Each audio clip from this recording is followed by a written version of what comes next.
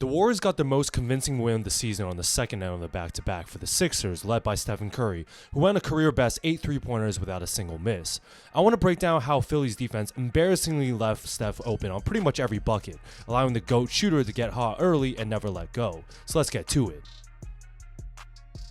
Seriously, the defense last night by the Sixers was pathetic. On this semi-fast break, you got Martin pointing at PG to pick up the cutting Jackson Davis, assuming he himself was going to pick up Wiggins in the corner. Great pass by Schroeder and an immediate kick out to the corner, forcing Philly to get into rotations. If you're a Tyrese Maxey, you have to be the next rotation out to the wing, but instead you're just ball watching. Embiid is obviously going to jump, and you're still not willing to close out? What are you guarding Draymond Green on a three-pointer for?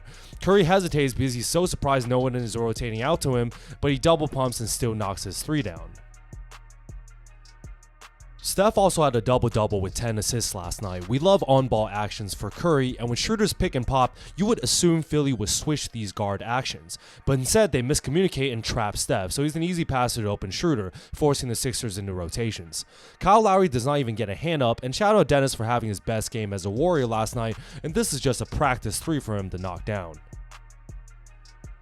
If you watch these actions slowly, this just seems way too easy. On-ball pick set by Kuminga, and Embiid comes out to the three-point line but still is in a relative drop coverage, with Martin fighting over the screen. The last thing you want to do in this simple pick-and-roll action is an easy pass to the roll man, but Steph slings it through to JK and no rotation from PG as the weak side low man, and Kuminga gets a wide-open layup. This is just pathetic defense. Golden State then goes back to a pattern and split action, which works extremely well against defenses that do not switch off-ball screens. Nothing fancy here as Steph waits till Down Jr. sinks down just enough before running off of Kuminga's off-ball pick. No switch here by Yabusele, and Curry gets free for an easy catch-and-shoot three. Philly had Kelly Oubre out, who's a good point of attack defender, replacing him with Down Jr., who was a cone last night. Same split action ball on the other side of the court, and again, Down Jr. ball watches for a half second, and Steph is already 2 steps ahead. Now the defender has room to catch up and dangerously goes under Yabusele. I mean, Steph just looks so easy here with a shot fake and drive with his right hand. Literally no Sixers players help, and it's an open layup. I mean, this is comedy defense. Even on the second chance opportunity, once Wiggins gets the offensive board, Steph Curry's 100% immediately looking to relocate. Look at how open he is. You got both Martin and Eric Gordon just ball watching as if they're scared to guard him. Credit Schroeder for finding him just in time, and it's a classic Curry relocation catch and shoot. He got hot in the third quarter. On this fast break, way to push the pace here by Schroeder all the way up to Steph. You got two defenders first focus on Curry like they should, but then Embiid immediately runs away since TJD is parked by himself in the paint. But I guess I can't really blame 40-year-old Kyle Lowry for not making this effort either to close out. I feel like Steph is shocked. He dribbles once and he's so wide open. Even Paul George is jogging right to the rim. Wide open look and he drains it again. Even on off-ball actions, without someone latching on to Steph, he's mainly just chilling wide open this entire game. Handoff action by Draymond to Buddy, which also acts as a pick, giving Hield a lane to drive. Maxey is fighting over the screen since Hield is a shooter, and Joel Embiid is such a deep drop coverage in the paint. If you're Paul George, why are you ball watching and worried about Buddy Hield pulling up from mid-range or challenging Embiid at the rim? Your job is to stick to the body of Steph. He even looks out the corner of his eye and still does not care.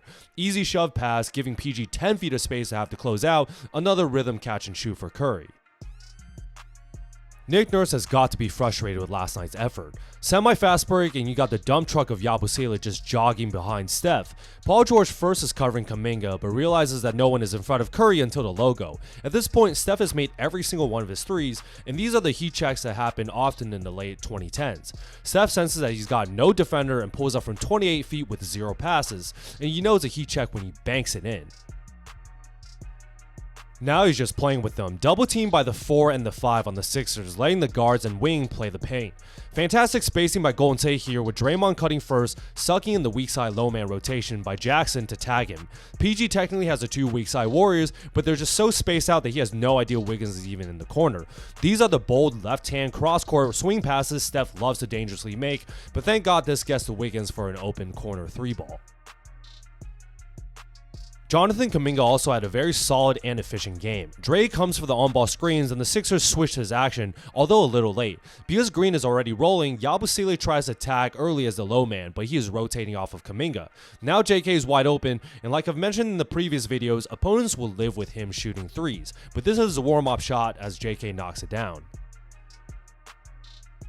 And then we go back to absolutely pitiful defense. I mean, look at this. Nothing fancy but a super high on-ball screen by Draymond Green, and it's almost as if the Philly players don't even want to guard Steph.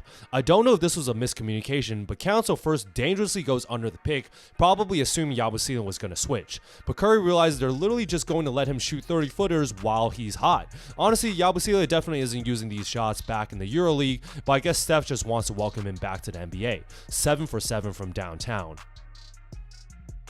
Sometimes you realize why these end-of-bench players don't get any burn with such bad defense. Rebound by Steph and he immediately pushes the pace. Council picks him up and then look at this. Nice body bomb by Curry and you just know he's gonna pull up. But look at Council's body language. He just gives up on the play with no hand up, allowing the greatest shooter of all time to collect another heat check.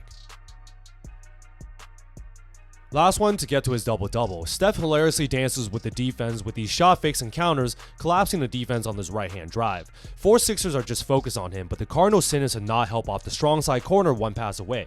Even with the weak side low man making the correct rotation, Steph was just so hot here and makes a correct play. Easy kick out to Moses Moody for a knockdown corner 3.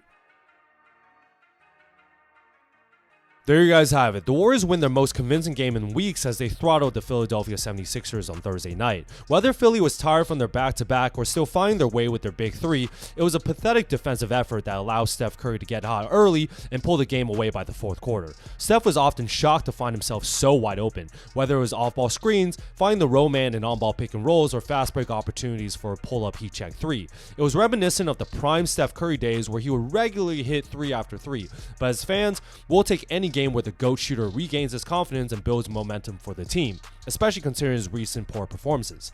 Mind you, he didn't even shoot a single free throw, making this as entertaining of a game as you ever see from Steph. Let's not take these performances for granted, and let's hope the Warriors keep this momentum going in the new year.